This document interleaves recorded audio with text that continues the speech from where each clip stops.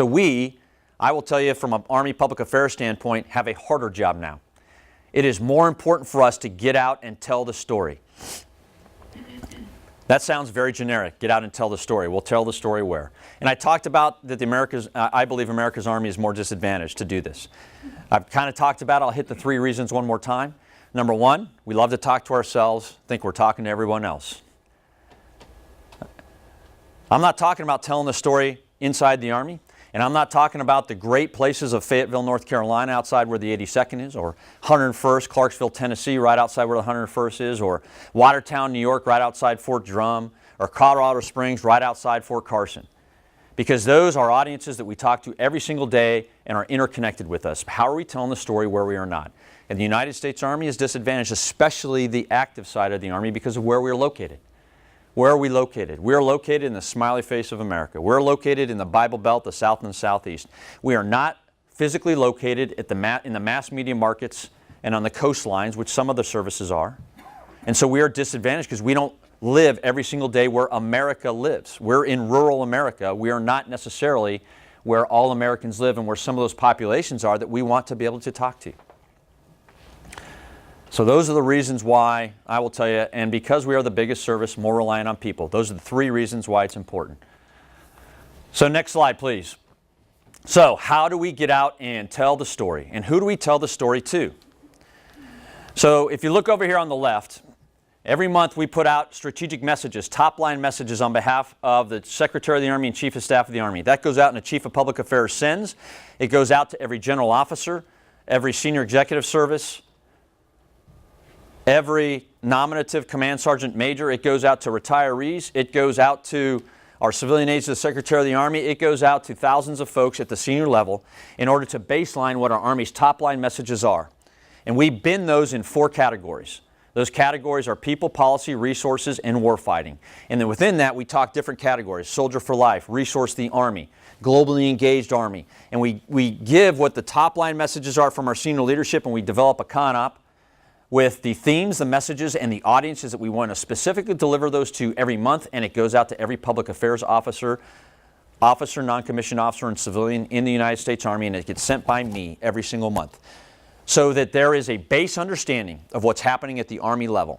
So we take that, and here's the challenge we have. The challenge we have is we have a ton of organizations, all phenomenal organizations out there talking with different audiences, but I would argue are doing it within a stovepipe and are not synchronized. Whether it's our Soldier for Life program, adjutants, generals, recruiting command, speeches, the Army Band, Chief of Public Affairs, civilian aides to the Secretary of the Army, Corps of Engineers that is out there. There are a ton of organizations that go out there, but they go out there as individual stovepipes. And the challenge is we're trying to beat these perceptions that are out there that the American public has about our Army.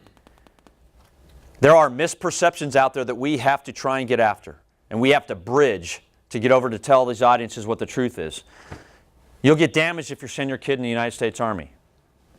Sexual assault, sexual harassment. We know this to be true. We know that the rates are lower than the civilian populace, but the perception is, because of what gets out into the news, that's what happens every single day.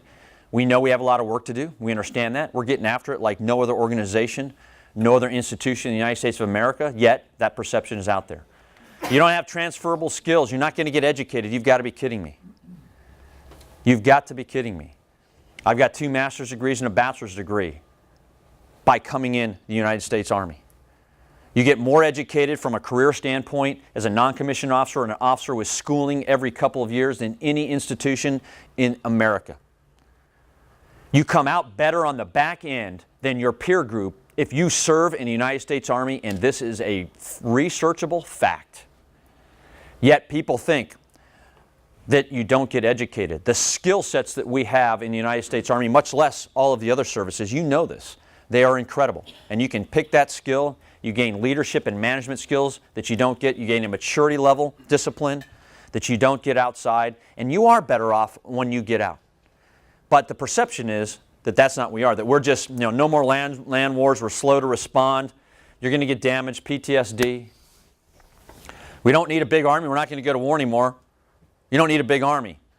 Well, if we never go to war again, last time I checked, as I said before, there are still 190,000 soldiers out there fighting terrorism, deterring adversaries, assuring allies, executing combat operations, executing counterinsurgency operations, executing humanitarian relief. It still happens. And historically speaking, there will always be another war. That is an unfortunate, tragic fact, and that's why we exist. Now, we also have a lot of platforms. I talked about the organizations. Well, there's a ton of platforms that we can use. You can write opposite the editorial page, write an op-ed. Business executives for national security, our Corps of Engineers, the United States Army Corps of Engineers that runs our waterways, 27% of our hydroelectric power in this country. They run more national parks than the National Park Service. 370 million visits a year. Are we telling the Army story in those parks like we could? When we give speeches or we do interviews or we have a parade, is it about well-deserved applause and appreciation, or are we delivering with those organizations and those platforms? Are we delivering messages that combat these misperceptions and deliver strategic top-line messages, and do we do it through a strategic messenger to these audiences so that we can maintain and increase our power base that I talked about up front?